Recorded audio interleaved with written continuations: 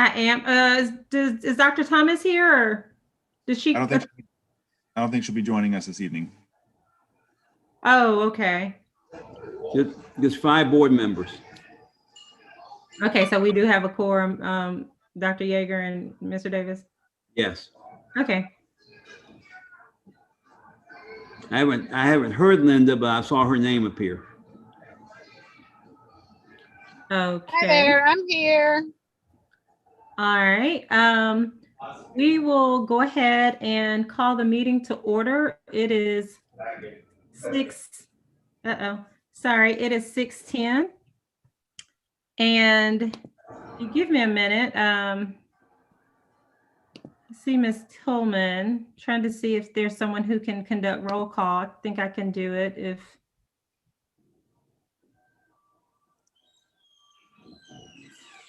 Ms. Tillman, is that something that you can do?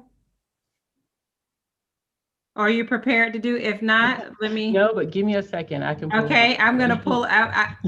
I'm sort of in the same, so give me 1 second here. Yeah, let me right in there. I can do it, Dr. Gant. You ready? But thank you so much. I'm sorry to put you on the spot like that. No problem. Mr. Davis, Here. Ms. Gallagher, Here. Ms. Linda Davis, Here. Dr. Yeager. Here. Did you hear me? Yes, ma'am. I heard you, Ms. Davis. Sorry. It's okay. I'm also here. Thank you. Dr. Dykeman, not here. Dr. Anderson, not here. Dr. Gant, Here. Ms. Hull, not here. And Dr. Maddox, not here. Okay, so we do have a quorum of the board and we'll move forward. We have the next item on our agenda is to amend and or adopt the agenda. The floor is open for a motion. I move that we adopt the agenda as written. Second. A second. Oh, everybody second. Okay, Mr. Davis made the motion. Was that Dr. Yeager or Ms. Gallagher? Dr. Yeager for the second. Are there any questions or discussion? All right.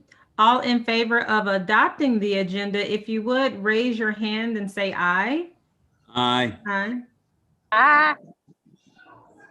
Okay, and those opposed, the same signs. Okay, so that motion carries. We have our agenda has been adopted. The primary 2 items on our agenda tonight are the FY 2022 budget presentation and then the millage rate. And so we'll start with the budget presentation. And I'll turn the floor over to you, Mr. Schoeneman.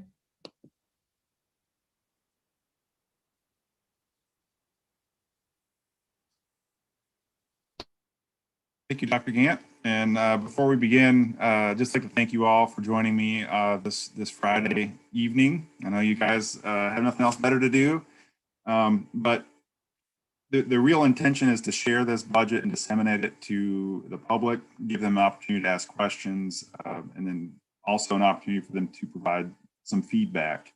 Doesn't look like we have anybody present with us from the public. But if nothing else, we can go through this budget again, and maybe it might help solidify some stuff for you, or you might pick up on additional piece that you had missed before. So I do think that it's helpful that we just go through and run through this budget again, and it'll also provide you with an opportunity to ask me some additional questions that you may have. The intention behind this, if we had community members, we have in the chat, we were going to organize it so that anyone from the community could have put questions into the chat. Angela was going to compile them. We've got a shared document. And as we go through this, once we get through the entire presentation, we're going to flip over to that and answer those questions that were in the chat. since we don't have anybody here with us right now, or if they do join us, I anticipate it will be a very few amount. I think that maybe what we should do is just allow those individuals to ask questions, or at the end of the presentation, I'll open the floor back up to board members if y'all have any questions that I might be able to answer for you.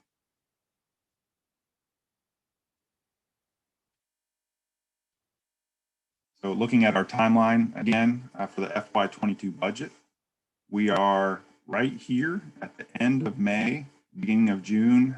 We are holding our first budget hearing, and I guess this is a kind of a budget dissemination and property tax hearing. Just a reminder, our FY22 fiscal year, it runs from July 1st, 2021 to June 30th of 2022. And tonight we'll be primarily talking about the general fund. It encompasses the vast majority of our expenditures, anything that doesn't have to be separated out legally by law. It is typically in Fund 100. The other funds that we have are debt services, which are in Fund 2XX, capital projects, for example, SPLOST, it's in the 300 series. Most of our federal programs are housed in the 400 series. Principal accounts, so all of the schools have their own checking accounts. Those are all in a 500 series. And then school food is in 600. Here's the general overview, the high level executive summary for our budget. I anticipate that we're going to start out the year or end FY21 with $36.5 million.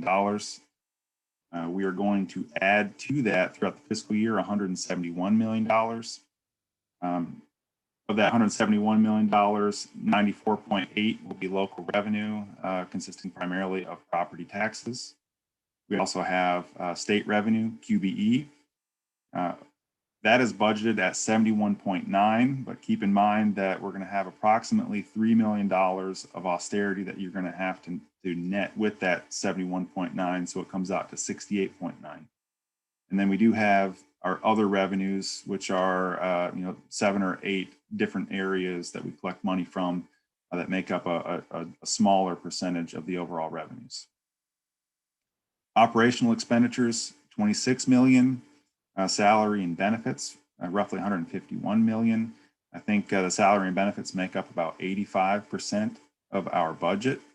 The operating expenditures make up the other 15. If you recall, the overall expenditures that we're anticipating exceed the revenues by about $6.5 million. And to close that gap, we are using $3 million, basically dollar for dollar, from CARES 2 to cover the austerity. So we're using that $3 million from CARES to cover the austerity that we're getting from the state through QBE. And then also another $3.5 million to cover the 4% decline in enrollment, which ends up resulting in a lesser amount that's earned in QBE. So between those two, we're shifting away about $6.5 million of expenditures from the general fund to be covered by either CARES 2 or ARPA. And so at the end of the day, when you net out those expenditures with what's being shifted over to CARES or ARPA, the expenditures are $171 million, and that matches our revenues. And the plan is to have an ending fund balance exactly the same as we started the year at $36.5 million. So first off, our local property taxes. This is a kind of an interesting graph to me, just to visualize the growth. Pre-recession, it kind of peaked in 2009, and then it slowly decreased. The trough was in 2013, and then it's risen quicker and quicker, as you can see in the last 3 years. And right now we have added about, I'm not mistaken, about 7.5% this year to come up to $4.9 billion in our overall tax digest. So that's up from about 4.5 billion for last fiscal year. That growth, it's made up of two components. We've got new growth, which is in the orange color, roughly 1.5, 1.6% new growth. And then we also have reassessment of existing property. So, you know, as the property values increase, the homeowner has a value greater than the year prior. That's where the property tax increase will come into play.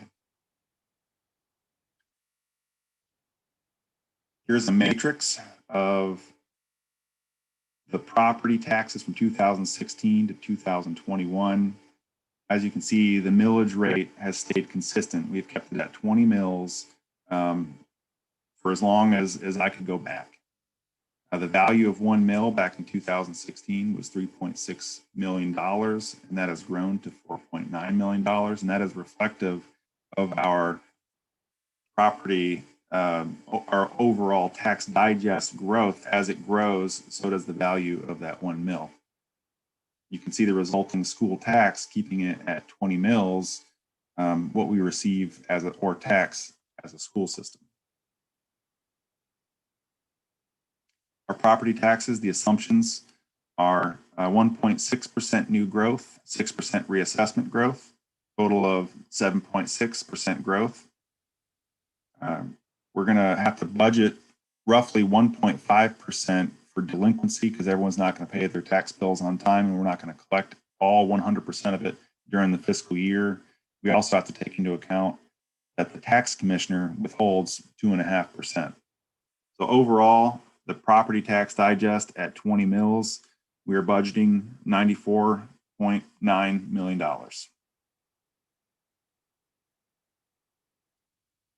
Here's a visualization of our QBE funds over the last 5 years. The orange is the austerity that has been given by the state, and the blue is what we've actually received as a school system. And what's interesting to me, you can see that out of the last 5-6 years, only 2 years that there hasn't been any austerity is 2019 and 2020. So last year we started out the year with roughly $7.3 million in austerity. This year it's down to 3. So although the governor did in his amended budget give back the vast majority of that austerity, we're still sitting at roughly 3 that we have earned as a district that we will not receive just due to the austerity measures from the state. Over on the right-hand side, all of these QBE earnings, they are driven by FTE.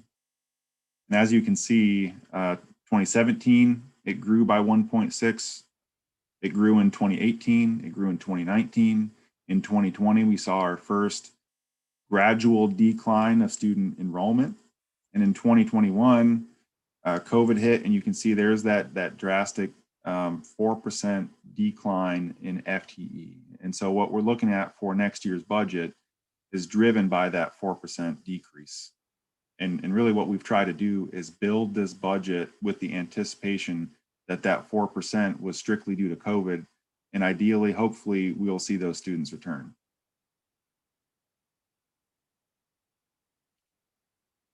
So QBE assumptions, that 4% decrease in enrollment, also $3 million of austerity.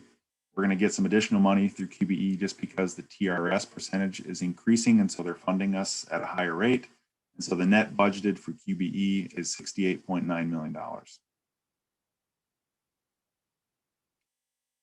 Our other revenues, the greatest of which is that TAVT. It has been growing year after year, and as the birthday taxes on vehicles kind of get phased out and TAVT becomes the dominant taxing force when it comes to vehicles, that TAVT has grown for CCSD more and more. Overall, our other budgeted revenues are a little more than $7 million. So you look at them in a pie chart visually. The state, the QBE, makes up a little more than 40%. Our local property taxes, 55.5%, and our other 4.3%.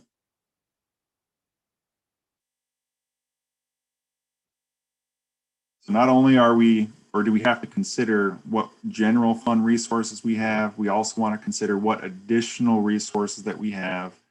I've got Hope here on the line, and if we had community members asking questions, this would kind of been an ideal time to receive some feedback on how we're planning on using the CARES 2 or ARPA funds. I know she has some other processes kind of in the works to obtain that feedback, but this is just one of those mechanisms that we had talked about to get some community feedback on how we're planning on using those funds.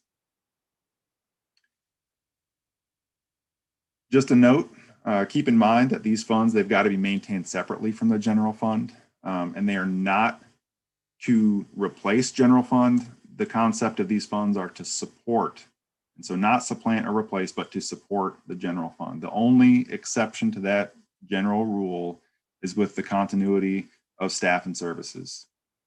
And this is where we have used, or we're planning on using, $6.5 million of CARES 2 money.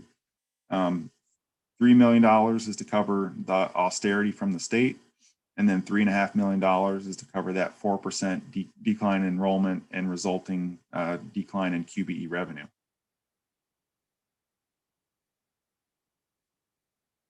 Other than continuity of core staff and services, these are the other areas which the CARES money and the ARPA money are intended to benefit. We've got at-risk student populations, distance remote learning, school meals, mental and physical health, supplemental learning, any kind of facilities and equipment cleaning, PPEs also in that category, professional development as well. So as we get into the actual expenditure side of this budget presentation, you'll see that each one of the strategic priorities is utilizing some level of CARES or ARPA funds to benefit our students, to benefit our school systems in one of these categories or several of these categories.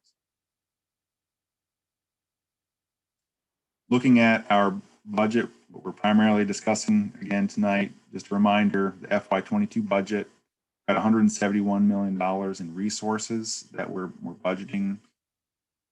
Layered on top of that, supplementing the general fund, we have those three other sources. Just a reminder of the dollar amount and the period of performance or the period of availability that those have to be expended in. We've got CARES 1, $5.8 million, and that started quarter 2 of 2020, and it runs through September of 2022. We also have the CARES 2 money, which started in January of 2021, and it runs through September of 2022. And we also have the ARPA funds, $48.5 million. Those were available as early as January 2021, and they run through September of 2024.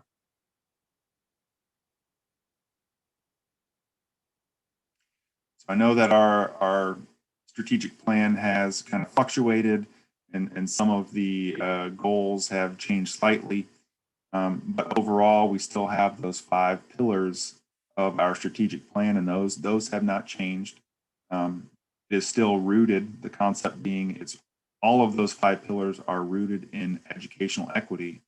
So any kind of priorities that we're going to have that are associated with those pillars should be taking educational equity into account.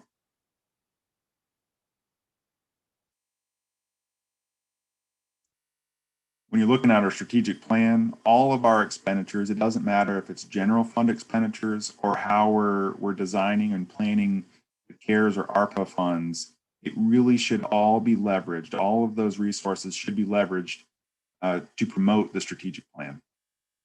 And I think Hope had a very similar diagram in one of her presentations. And it's basically the same concept that we should just be looking at all of these funds and how do we utilize them, how do we braid them to promote CCSD's strategic plan.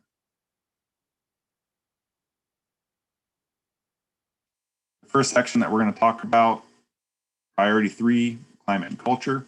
This is what Dr. Jillian Watley had presented. With the general fund, we're going to continue funding 1 nurse for every school at CCSD, and not all school systems do the same practice. So I just want to make a note. She is adding a restorative practice program in-house to serve the entire district. I think previously that may have been farmed out or contracted services. We're actually bringing that program in-house. And to do that, we are also adding a director of restorative discipline. She's also adding 2 additional psychologists with general fund money and a diversity training program. And below, you can just see each one of these expenditures really should be able to tie them back directly to one of the elements in the climate and culture section of our strategic plan. With CARES money and ARPA funds, under that category of mental and physical health, she is looking at adding 2 mental health trauma specialists specifically to address additional needs, social emotional, that are resulting from the pandemic. Also pay for additional hours for nursing and contracted tracing staff, which is much needed during FY21, and we anticipate still needing that in FY22. And also funding a student and staff wellness program to address mental health and issues due to COVID, isolation, social unrest, and reacclimation. Human capital development, Selena's section. With the general fund, just a note, TRS increased from 19.06% to 19.81%. So that just means the cost of employing a TRS eligible employee went up 0.8%. So overall, it seems like a very small percentage, but that's actually about $800,000 addition to our systems budget. It's also funding step increases for all eligible employees, which is another $1.8 million.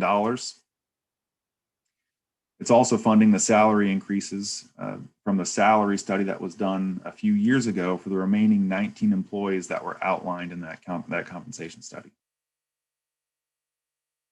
From CARES and ARPA, we've already talked about how we're going to use the CARES and ARPA fund under human capital and development. One, it's to offset the need to reduce staffing due to the FTE decrease. So although our student population, our enrollment dropped by 4%, we primarily saw that decrease in lower grade levels. In kindergarten, first grade, second grade, and third grade is where we saw those significant decreases. And at the middle school and high school level, pretty much the student population either remained the same or grew some. So during this budgeting process and during the staffing meetings that Selena had, if it was warranted to add employees due to student growth, we added those employees. But if schools saw a decrease in enrollment, we kept their staffing levels exactly the same. And so the cost to do that practice was $3.5 million for our district, which we're going to pull directly from CARES 2. And the other thing that we're doing, and we've talked about at length now, is to provide 2 supplemental payments. And what we had presented to the board initially was a recommendation of $1,000 once in December of 2021 and another one in 2022. And since then, I think we have landed on, and we'll end up having you guys approve again, but an additional amount for select job codes where the starting salaries, when you work out the hourly rate, make below that $12.50 an hour. So I think what we had suggested to address that is giving those groups of employees an additional supplement on top of that $1,000.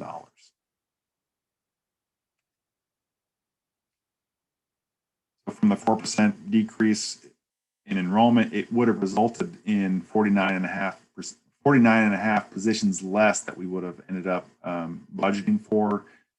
But since we kind of approached it, keeping all staffing levels the same, assuming those 4% will return to school, $3.5 million that we're looking at utilizing the CARES 2 money.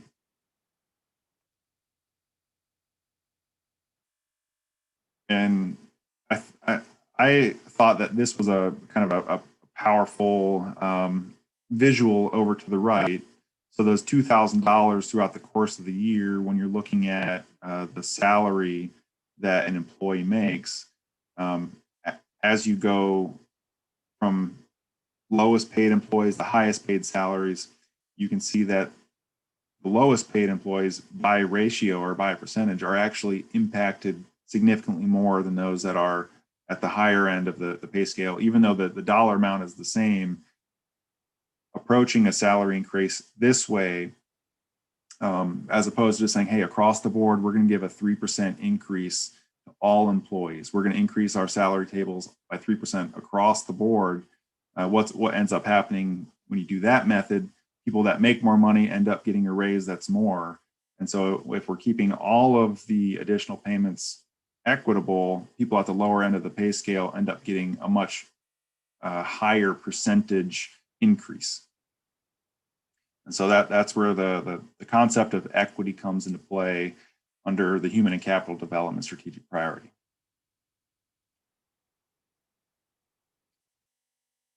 Student achievement. Brandon Gaskins covered this slide. With our general fund, we're going to continue to fund and promote smaller class sizes. You can see the state max, what we're awarded teachers on is that state max column right there, and the CCSD average is on average 4 to 5 students less per classroom than the state max. He's also adding 2 additional assistant principals at the middle school level, adding a coordinator for secondary mathematics, and I think he had mentioned that there was only 1 mathematics coordinator for the entire district, and this addition was sorely needed. Also providing the ACT and the pre-8th and 9th grade ACT free to all students. And then the PSAT available to all 10th grade at no cost, provided by GDOE. And then also providing ongoing professional learning and support of mathematical resource adoption using the general fund money. With CARES and ARPA, one of the big ticket items that we are budgeting for in this upcoming year that Hope just had an approved CARES 2 budget for is utilizing those funds to provide 2 flexible instruction positions that are school-based to meet the learning loss and or social emotional student needs for 3 years. Estimated cost is over $10 million for those 2 flexible instructional positions that are school-based. Also, the summer school programs, supplemental learning opportunities to address learning loss. And I think Hope has done a fantastic job coordinating some of those summer school programs at all the schools. Creating a CCSD virtual school for high school in particular. And I know that we are kind of one of the initial cohorts for GDOE in the program that he has selected. He's also adding digital software to support curriculum and supplemental resources using CARES and ARPA funds. He's adding a coordinator of program evaluation, an MTSS implementation specialist, and also to pay for the compensatory services for students with disabilities. And then finally, just with all of the wear and tear that we've had on the student devices, they've kept them for a couple years now, and we did call all those student devices to come back in, at least check them in and check them out. I believe it was in the last week or so, and they're coming back. I think Dr. Thomas had mentioned in all shapes and forms. So we are earmarking some CARES and ARPA funds for student device replacement. Community collaboration. Lawrence is looking at adding with general funds. I guess this is an addition. I just wanted to highlight those LSGT mini grants. We are continuing funding those at the same level that we have in prior years. So there hasn't been any cuts to those LSGT mini grants. I believe it's over $700,000 that we're allocating to be awarded to the LSGTs at the schools. Also looking at adding a governance and flexibility coordinator. And then our director of public relations and communications, we have that on there, even though it was a vacant position. It wasn't budgeted for in FY21, but we just put that on there because it technically is an addition. A professional development and training program, and then also funding the expansion of language services. I think there was a lot of chatter and concern that we were cutting language services and we were actually expanding it. CARES and ARPA, he's looking at adding a community schools director, and that would fall under the category of supplemental learning. Now we get to my part along with Dr. Marsha Thomas. For operations, Dr. Thomas, they're continuing to fund one custodian for 17,500 square feet. And that's per the compensation study. And one thing I wanted to note is other school systems do not fund custodial staff at the same level that we do. And I have a chart based off of the districts in our RESA, and we actually have a very generous ratio. I think Oconee County was closer to 23.5 or $24,000 or 24,000 square feet per custodian. So looking at this, that's just one thing I wanted to highlight with our general fund, is we're continuing to fund one custodian for every 17,500 square feet. We're also picking up additional expected utility and overhead for the new district offices off of Prince Avenue.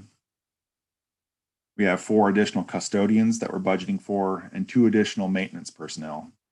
And then we had a safety coordinator in the past, just like the PR position that has gone vacant for some time. And so we are funding the safety coordinator position for FY22. And we are also adding 4 new buses paid for with the general fund. And the reason I wanted to highlight the new buses to be paid for with general fund money is year after year after year, if there are budget cuts, that has been an easy big ticket item to go to. And so they're very thankful and gracious that the 4 additional buses paid for just with general fund money will get them back on track or closer to it, to that overall replacement schedule.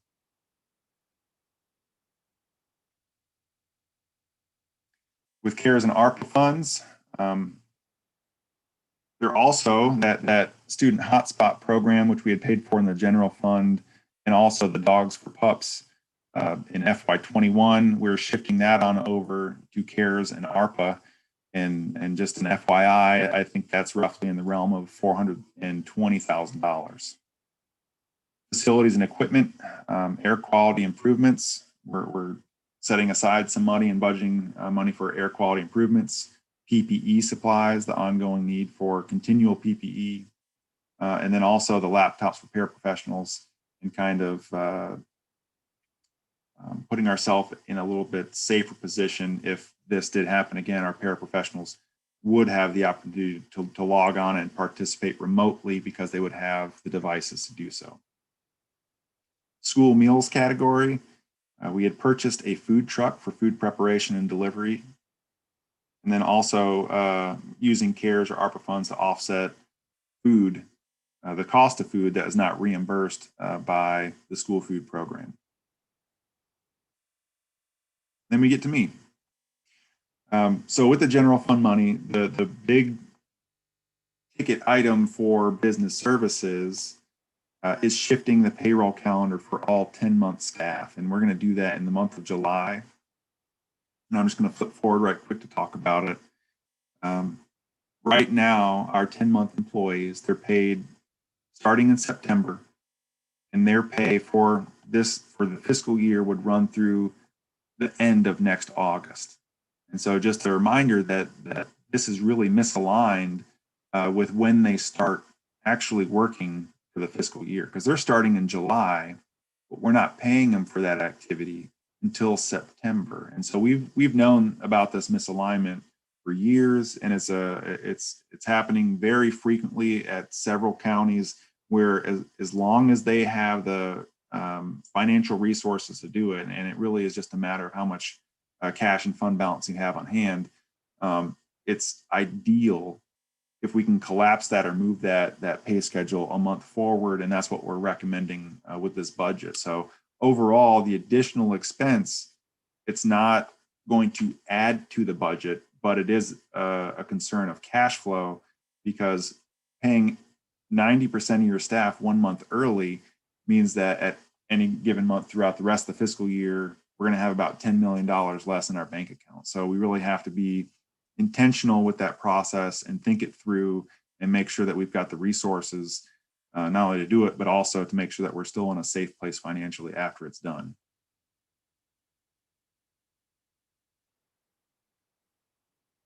And so just some rough figures, roughly 1,970 of the 21 full-time employees, or 94%, will be impacted by this payroll shift. And they're going to end up getting double pay in the month of July.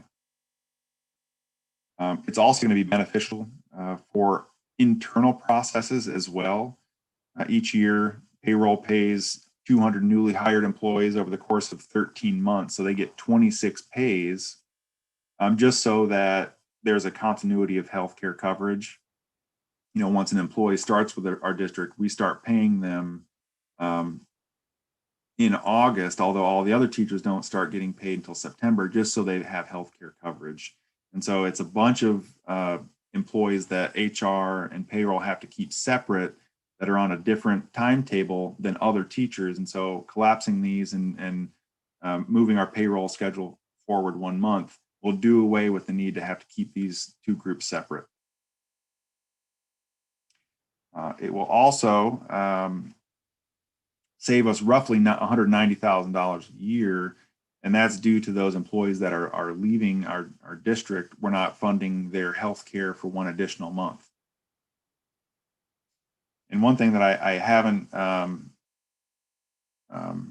expressed thoroughly and probably well enough is that whenever we do this collapse and we're paying employees twice in July, we only pay for 1 month of healthcare coverage for those employees. So even though they're receiving 2 months of payroll, we're only taking deductions for 1 month of state health. And so employees' state health costs the district $945 for each covered employee.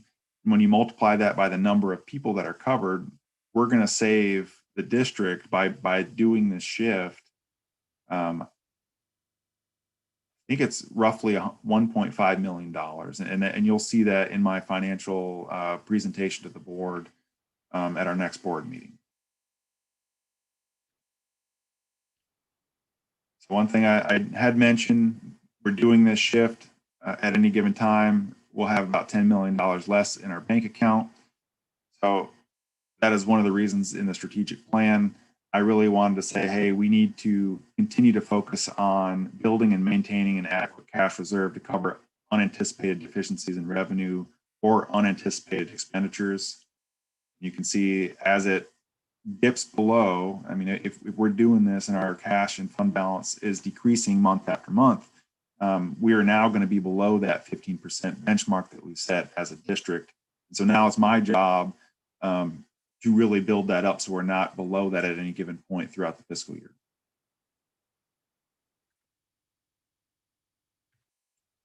So in summary, we're looking at the executive summary again, starting at $36.5 million, adding $171 million in revenue, same amount of expenditures budget. It's a balanced budget, and we're going to end with the same exact amount in our bank account at the end of the fiscal year. In this budget, we have a continual emphasis on low class sizes. We're keeping the staffing consistent despite that enrollment decline, and we just, remember we are also adding teachers when appropriate. We are stepping and increasing for any eligible employees. That's a cost of $1.8 million. We're providing 2 $1,000 supplements. For some, it may be $1,250, depending on board approval. And overall, better aligning that payroll calendar to when the actual work is performed. And finally, it is funding that compensation study that was done a couple years ago, the 19 employees that were left. Our next steps, we are right here at the end of May. We're having our 2 public meetings, this being the first of 2. And then next month, we will have in front of you the option to approve the initial budget. To actually, right now, it's the tentative budget. And And on June 10th, you'll be voting to convert it from being the tentative budget to the initial budget. So that what budget we're starting off with for FY22. And so now, Angela, if we had anything in the chat, you would have been able to flip over. Let's see if there's anything in there. Okay, let's see, Dr. Yeager. Dr. Yeager, if you don't mind, I'm just going to go ahead and read this. We had multiple public comments asking us to spend CARES and ARPA funds for East Side Public Library. Can you outline why this is or is not an option? And there is also a request for increased support for non-football athletics. Is this an option? We can address both those questions independently. I think they're really two different questions. And for the first question, what I'm going to do, I'm going to go back to the budget presentation. And I'm going to, let's take a look at the slide. And so Hope, I don't know if you can support me on this, on whether or not, or why we can or cannot build a library using CARES and ARPA money. So I did ask for clarification. And so for CARES, what you will be looking at is making sure that it is aligned to one of these categories. And it is not that it cannot be a part of one of these budgets. The main thing is there is multiple processes that we would have to go through to make sure that that is what we would want to do. So for instance, when we got the food truck, we literally had to send documentation to the state to get approval for even the purchase of the truck. And then we could only do that after the board voted on it being our purchase. So we couldn't get approval first. We had to get board approval, then send with the application and the board approval doc that we would like to purchase the truck. And then we had to sign off and submit that back down, then go through the regular requisition process with Veronica Jackson. So there is an option to get items for a library, or if it was a area that you wanted to make into a library, that would come under facilities and equipment. So it would just need to really look at budgeting. And then the supplies would actually go under multiple things. It could be for at-risk student population. It can cross over to supplemental learning. It could be a piece of remote learning if it's a part where they're doing a STEM lab in there. So that is an option. And then when it comes to the increased support for non-football athletics, the main thing that they will ask you for anything that we're doing is that it's research-based. And so if that's a service that we're trying to have under continuity of staff and services, then we would need to make sure that we outline those services that are needed and how we can tie them in. So in my mind, I would say that you could tie that into mental and physical health, along with also maybe supplemental learning, because we are looking at being innovative with what after school, before school, and Saturday might look like for the 2021-2022 school year. And ARPA, even though we have not touched any of those funds yet, because there's a process, and that process is literally going to be posted on our website.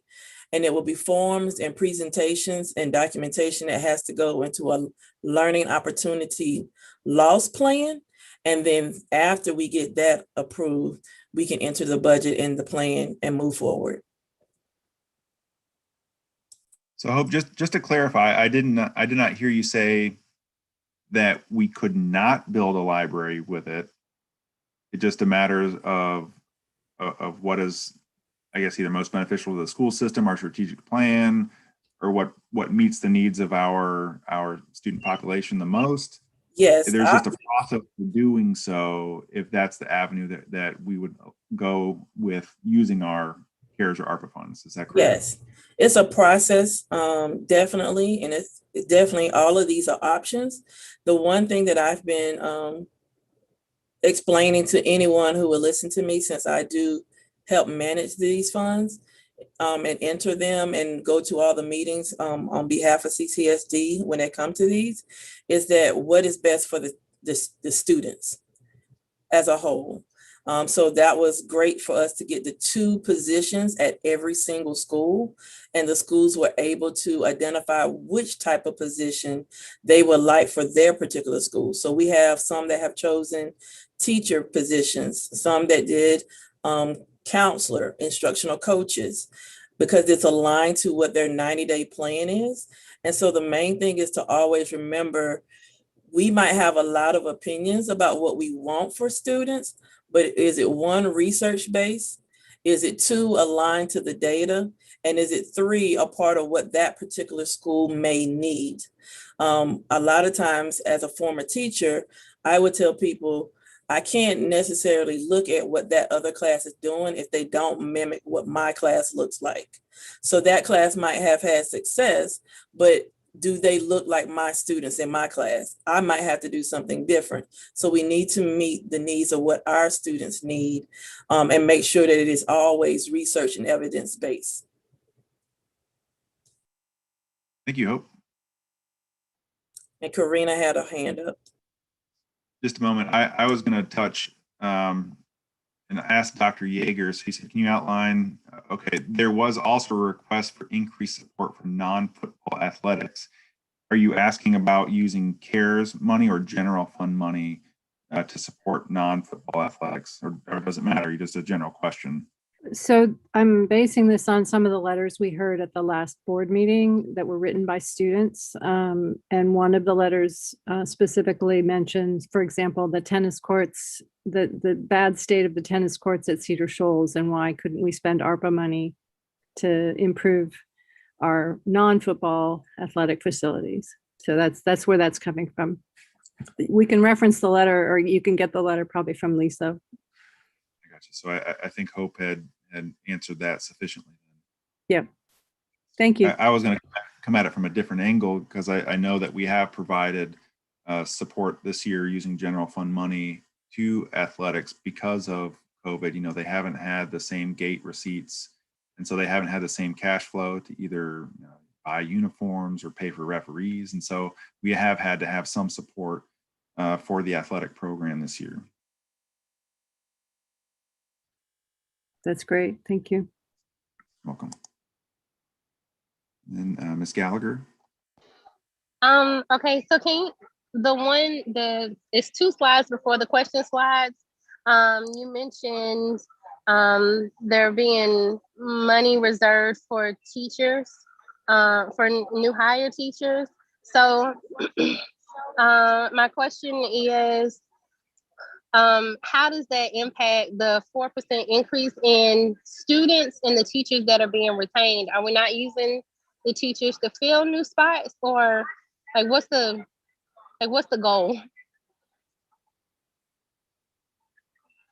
Because if we're paying teachers, so if we're paying, okay, so if we're still retaining teachers, even though we've had a decrease in students, but we are also reserving money for new teachers, how are we, without the least operation way of asking this question, how are we using the teachers who we are not using because of the 4% decrease? Why are we putting money to the side for new teachers when we aren't currently using teachers who don't have students because of a 4% decrease? I hope that makes sense.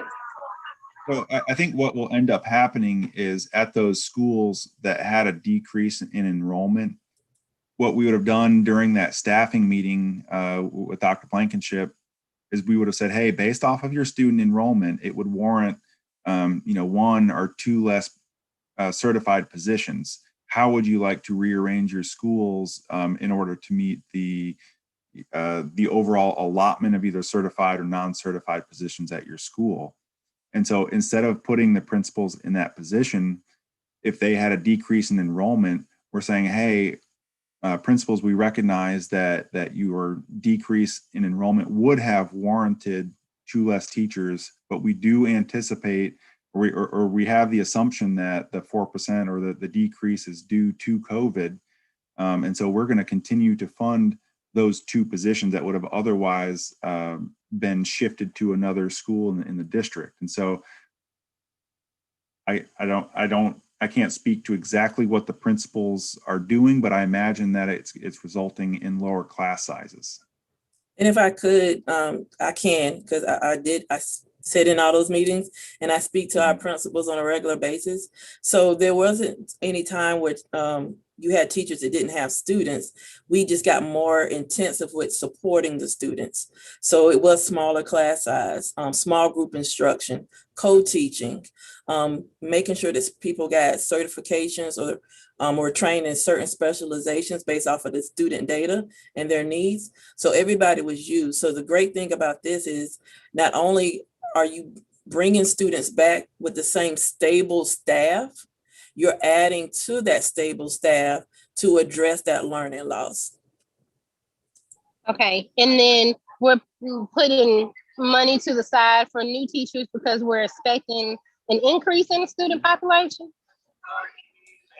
So, Yes. so I may have misspoke. What I was saying is, if when we're doing that allotment meeting with each principal, for each school, if there was an enrollment increase, and there were some increases at the middle school level and at the high school level, pretty much all the elementary schools saw a decline. But if there was a population increase that warranted additional teachers, we gave that allotment to the principals because those teachers are needed because the kids in the building are increasing and those teachers are actually needed at those facilities. Okay, so I got another question. So what data are we using to determine population increase or decrease? Because I've been in other meetings, particularly around property, and there's a projected decrease in student population because people aren't having babies as much. So like, when do we use that data to make financial decisions? Because it just putting money to the side for more teachers because of expected increase when other data says there's a decrease is just kind of counterintuitive to me. So I think that there's a kind of a difference between the data we use for year after year planning when it comes to how we staff our schools, and that's all based off of FTE counts. So at schools in October and in March, they're taking the fall and the spring counts as of a specific day, how many students are actually not just enrolled, but in the classrooms themselves. And so all that data is verified depending on the needs of the student, categorized and submitted to the state. And so what we do when we're planning our budget and when we're allocating how many positions to each facility, we use that data that's on the previous year's count. And there's a little formula that I have that it takes the October count, it's weighted once, and the March count, it's weighted twice.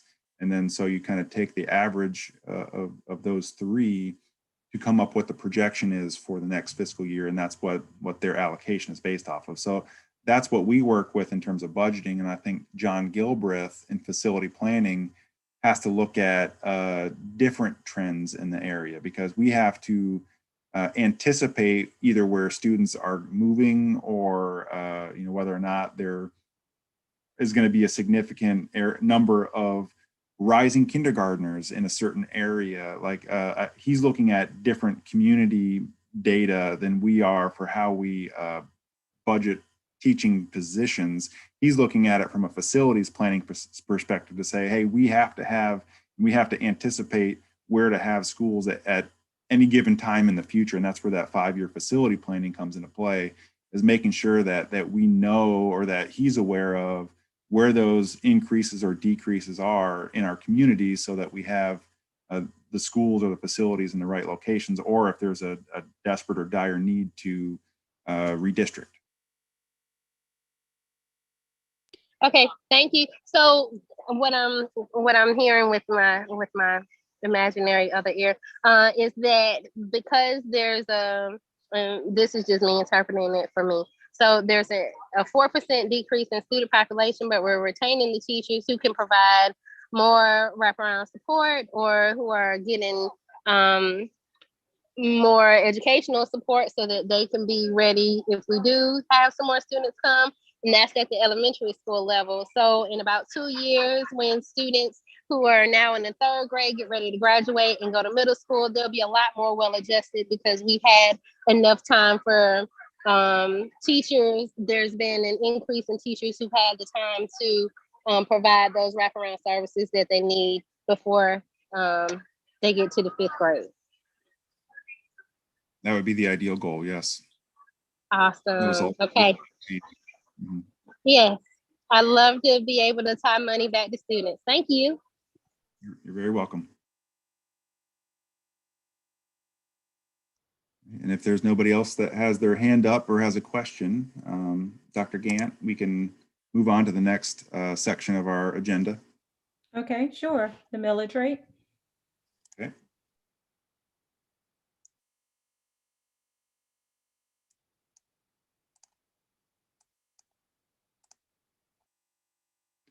Okay, so this is the first of our 3 millage rate hearings. We're not going to actually do that budget presentation each time. The June 1st meeting, we are going to do the budget presentation and millage rate hearings combined, but we're going to do this section 3 times, but only do that budget presentation 1 more time. So those next meetings we have scheduled June 1st at 6 p.m. It's going to be the same exact format. And then June 3rd, it's going to be at 5, an hour before our work session. And so once we get through this, it's not nearly as time consuming as the budget presentation. So I believe we'll have sufficient time if we meet at 5 to run through this millage rate hearing, answer any questions that the community members may have, and still have time to start our work session on time. So the tentative millage rate, it's set at 20 mills. You guys tentatively approved that on May 13th, and there's no change in the millage rate from 2020 or all the years in the past. It's remained at 2020 or at 20 mills. Due to the reassessment of properties, we're ending up having a tax increase of 5.98%. So if you recall, there's 2 components of the overall digest growth. You've got the reassessment, and then you also have the traditional growth of new properties, new taxable property. And what we're really concerned with is the reassessment growth. So in order to have no increase, the millage rate would have to be rolled back to 18.872 mills, or a difference of 1.128 mills. And that's really just because we've had a growth due to reassessment of 5.98%. So the existing property from year after year, the net that people would have to pay, the overall amount when grossed together, is going to be more. Even though some property owners, they may not see an incline or an increase, they may see a decrease. That's just the nature of each property being valued or assessed each year.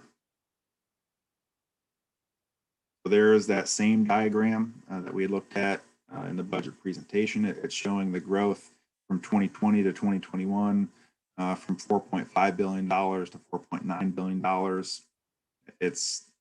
We're looking at the 2 components that make up that growth, new growth, and the reassessment of existing properties to give us that additional, almost $400 million in taxable property in the county. Here's that same matrix that we saw that details out by tax year and fiscal year what the millage rate has been. It's remained consistent at 20 mills. What the value of the 1 mill is and the resulting school tax. We will be sharing this with the newspapers shortly. We'll be posting this, and this is our 5-year history of the levy.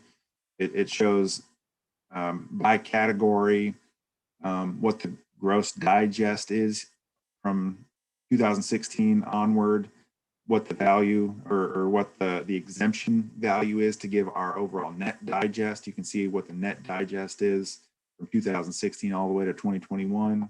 We've kept that millage rate at 20 mills. And then overall, based off of the 20 mils of the net digest value, here's the overall maintenance and operation taxes levied by the school system. And for 2021, at 20 mils, that results in $98 million roughly. I remember we got to take into consideration a few factors, one of them being delinquency, and the other one is that the tax commissioner's office holds on to 2.5% of that. So overall, the tax increase for our tax levy form is 7.6%. And so after we do this millage rate presentation, then we would go into public comment period. And so I just have the policy BCBI as it's currently worded for public participation in board meetings. I was just going to remind individuals that comments will be timed at 3 minutes. And at that point, it's got to be concluded. No speaker will indulge in personal attacks while speaking. Everything is addressed to the board. And during that public comment period, no one's allowed to name any students or anyone individually. And persons concerned may also address either the superintendent or the president of the board by writing. And so after this, we're then going to turn to whoever's online with us and give them 3 minutes just to provide their feedback to you, share their opinions and thoughts on our overall budget, and you as board members taking that into consideration when you vote next month on this being our initial budget, and as well as what the millage rate needs to be set at in order to fund next year's budget.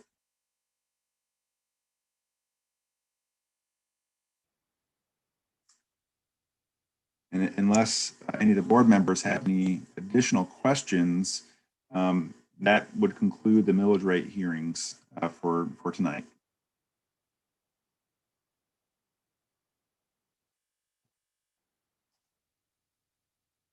Dr. Gann, I think that wraps us up with the millage rate hearing for this evening. Okay, thank you very much, Mr. Schooneman, and Dr. McGuire and everyone for sharing this information with us.